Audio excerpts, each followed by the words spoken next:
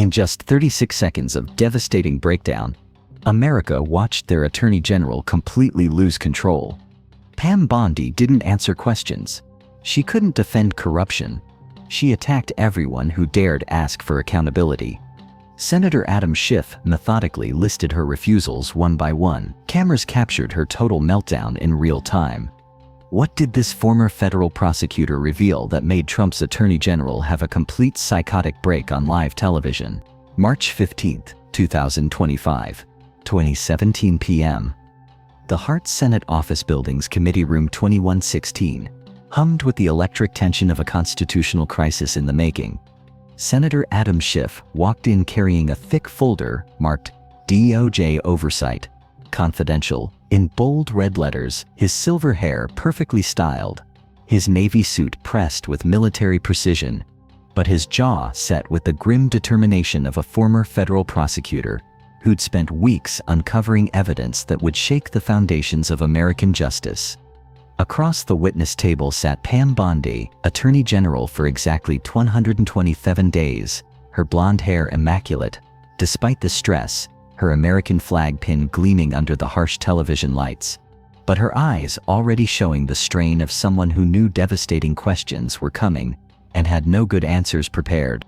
The hearing room buzzed with an energy that veteran Capitol Hill reporters hadn't felt since Watergate. Behind Schiff sat constitutional law experts from Georgetown and Harvard, former federal prosecutors from both parties, and ethics specialists whose notebooks were ready to document what many suspected would be a historic confrontation between congressional oversight and executive stonewalling. The mahogany-paneled walls had witnessed many political destructions, but rarely had the stakes been so high or the evidence so damning. The hearing had been scheduled as routine, DOJ oversight, standard congressional theater that usually generated more heat than light.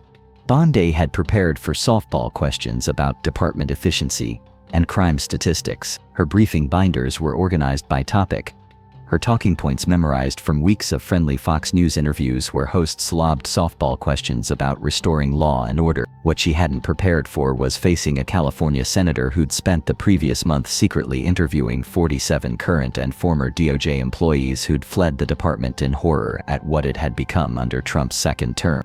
Schiff had methodically documented a pattern of corruption, cover-ups, and political weaponization that would have made Nixon blush. His folder contained sworn affidavits from career prosecutors who'd been ordered to drop investigations into Trump allies, internal memos showing political interference in ongoing cases, and financial records revealing massive conflicts of interest that had been buried by DOJ leadership. This wasn't going to be routine oversight. This was going to be a public autopsy of American justice. Attorney General Bondi, Schiff began with measured authority. At your confirmation hearing in January, you made a clear commitment that you would not politicize your position. We're here today at your first oversight hearing, 9 months into your tenure. Bondi responded with prepared talking points. Thank you, Senator Schiff. I'm proud to lead a Justice Department that enforces the law without fear or favor, protecting the American people and upholding the Constitution. But Schiff wasn't interested in platitudes. We're here at a time when hundreds of career prosecutors have quit because they were required to take unethical actions, when over 1,000 former federal prosecutors have sounded the alarm about unprecedented abuse of DOJ powers. I approached this hearing with a heavy heart, Schiff continued, his voice carrying the weight of someone who'd served in the institution being systematically destroyed. As a former federal prosecutor myself, I served in a department that, whether it was under a Democratic or Republican president, would never use the office to go after the president's enemies or to hide the corruption of his friends. The moral authority in Schiff's voice was absolute. This wasn't partisan politics. This was one public servant holding another accountable for betraying the most sacred duties of their office. The contrast was stark. Schiff defending institutional integrity, Bondi representing its systematic destruction. But today, the Justice Department has been used to cover up corruption involving officials taking $50,000 in cash, child sex predators who befriended the president, and brazenly political prosecutions at the president's explicit direction. Instead of preventing partisan weaponization, Your department has engaged in brazenly political prosecution at the president's explicit direction. The department has become President Trump's personal sword and shield to go after his ever-growing list of political enemies and to protect himself, his allies, and associates. Each allegation built on the previous one, creating a pattern of corruption and cover-up that painted the DOJ as Trump's personal protection racket rather than an independent law enforcement agency. Bondi's confident expression began to crack as she realized this wasn't going to be friendly questioning. Bondi shifted uncomfortably in her chair, her media training suddenly inadequate for this level of direct accusation. This wasn't a gotcha question or political grandstanding. This was a systematic indictment of everything she'd done as Attorney General. My questions therefore focus on these two themes, Schiff announced, his prosecutorial roadmap now clear: hiding the corrupt acts of his friends and prioritizing the political prosecution of his enemies. So let me start with the shocking allegations of bribery and pay to play. The setup was complete. Schiff had laid out the pattern, established the stakes, and was now ready to present evidence that would destroy Bondi's credibility forever. 2 weeks ago, 4 major media outlets reported that Tom Homan, the president's top deportation official working in the White House, took $50,000 in cash from undercover FBI agents in September. According to reports, Homan indicated he would facilitate contracts in exchange for money once in office. This exchange was reportedly caught on tape. The evidence was overwhelming: recorded bribery, quid pro quo corruption, federal officials taking cash payments. Any normal Justice Department would have pursued this aggressively. But under Bondi's leadership, something very different had happened. Rather than pursue this investigation without fear or favor, Schiff's voice carried disbelief and disgust. The department and FBI quietly shut it down. Once news broke, your deputy and FBI director issued a joint public statement confirming that the Trump administration closed the investigation. The cover-up was complete and documented. Instead of investigating corruption, the DOJ had buried it.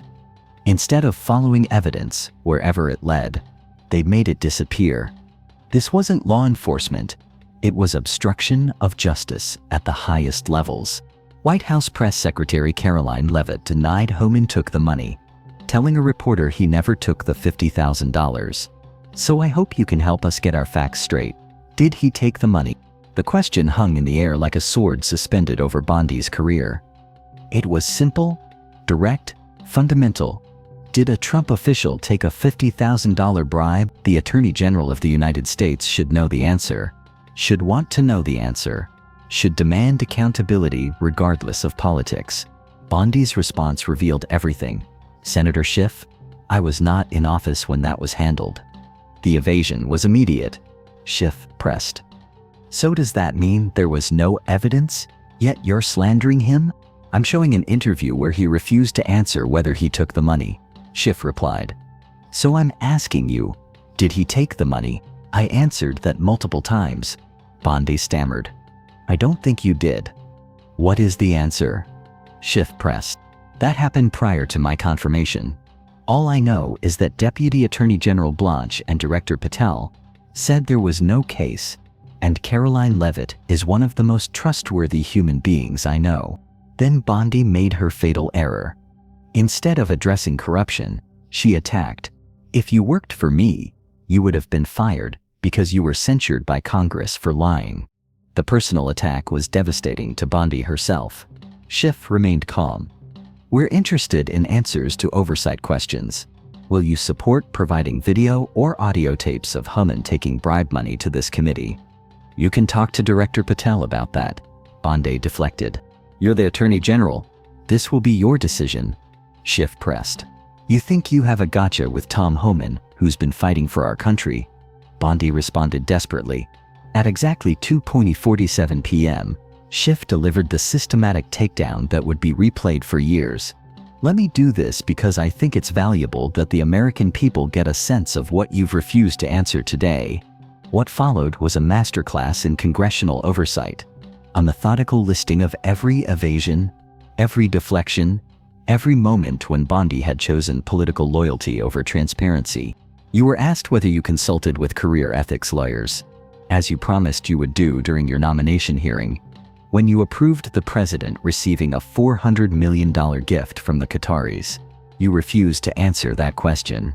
The Qatar gift was another bombshell, $400 million to Trump, that somehow avoided ethics review. Each revelation built on the previous one, creating a mountain of evidence that the Justice Department had become a political operation. You were asked what role you may have played in asking that Trump's name be flagged in any of the Epstein documents gathered by the FBI. You refused to answer that question. The Epstein connection suggested even more serious cover-ups, potential suppression of evidence involving Trump and his associates. The pattern of obstruction was unmistakable. You were asked whether Homan kept the $50,000 bribe money. You refused to answer that question. You were asked whether Homan paid taxes on the $50,000 bribe money. You refused to answer that question. The tax question was particularly damning. If Homan took the money but didn't report it, that was tax evasion on top of bribery. The Justice Department should care about both crimes, but Bondi wouldn't even acknowledge they might have occurred. Schiff continued his devastating litany. You were asked, did career prosecutors find insufficient evidence to charge James Comey? You refused to answer that question. You were asked, did you discuss indicting James Comey with the president? You refused to answer that question. The Comey questions revealed the political prosecution agenda. Instead of following evidence, the DOJ was targeting Trump's enemies at his explicit direction. This wasn't law enforcement. It was political revenge. You were asked whether you support a restoration fund for violent insurrectionists to attack the Capitol on January 6th. You refused to answer that question. You were asked whether you were firing career professionals, career prosecutors, just because they worked on January 6th investigation. You refused to answer that question. The January 6th questions exposed the complete inversion of justice. Instead of prosecuting insurrectionists, Trump's DOJ was supporting them. Instead of protecting prosecutors who investigated the attack on democracy, they were firing them. The message was clear. Loyalty to Trump mattered more than loyalty to the Constitution. This is supposed to be an oversight hearing. Schiff's voice rose with righteous anger. And it comes in the wake of an indictment called for by the president of one of his enemies. This is supposed to be an oversight hearing. And it comes in the wake of revelations that a top administration official took $50,000 in a bag. And this department made that investigation go away. The constitutional violation was stark and undeniable. Congressional oversight wasn't optional, it was mandatory. But Bondi had treated it as political theater rather than constitutional duty. For 36 devastating seconds, Bondi attempted one final deflection, her voice rising with barely controlled panic. Personal slander. Will you apologize to Donald Trump for slandering him? Personal slander. The breakdown was complete and public. Instead of defending DOJ integrity, instead of addressing serious corruption allegations, America's Attorney General was demanding apologies to Donald Trump. The transformation from law enforcement official to political attack dog was total and irreversible. The immediate aftermath was swift and merciless. Social media exploded with clips of Bondi's 36-second meltdown, her refusal to answer basic oversight questions, her transformation into Trump's personal defender rather than America's chief law enforcement officer. Bondi meltdown trended within minutes, followed by 36 seconds of panic and DOJ corruption. Legal experts were stunned by Bondi's performance. Former prosecutors from both parties expressed alarm that an attorney general would respond to legitimate oversight questions with personal attacks and political deflection. The American Bar Association issued an unprecedented statement, questioning whether Bondi understood her constitutional obligations to independence and accountability. The Justice Department itself was thrown into crisis as career prosecutors realized their attorney general viewed congressional oversight as partisan warfare rather than constitutional necessity. Resignation letters began flowing as federal prosecutors understood they could no longer serve under someone who treated justice as a political weapon rather than an independent institution. Republican senators who'd supported Bondi's nomination found themselves defending the indefensible. How do you justify an attorney general who won't say whether evidence exists of bribery by a Trump official? How do you support someone who responds to oversight questions with Hunter Biden conspiracy theories and demands for apologies to Donald Trump? The international reaction was swift and concerned. Democratic allies began questioning whether they could trust American law enforcement when its leader treated political loyalty as more important than legal accountability. Intelligence partnerships that had taken decades to build were suddenly at risk because America's Attorney General had publicly revealed her priorities. Career prosecutors began fleeing in record numbers, understanding they could no longer serve under someone who treated justice as a political weapon. Within weeks, the exodus was unprecedented. The Justice Department's reputation crumbled under Bondi's failed leadership.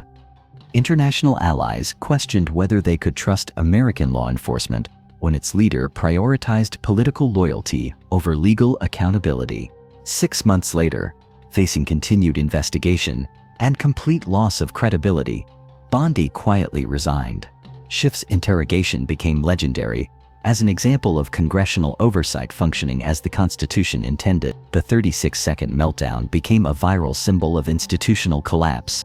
Law schools began using Bondi's testimony as a case study in how quickly rule of law could collapse when political loyalty replaced legal accountability. Her refusal to address corruption, her personal attacks on oversight, her transformation into Trump's personal defender, all captured on video for history to judge.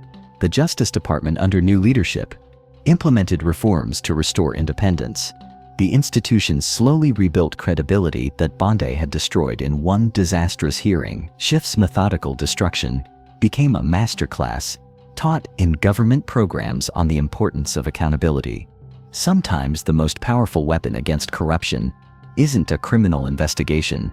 It's a methodical prosecutor asking simple questions and refusing to accept evasion as an answer. 36 seconds of pure panic revealed more about American justice than any report could have documented.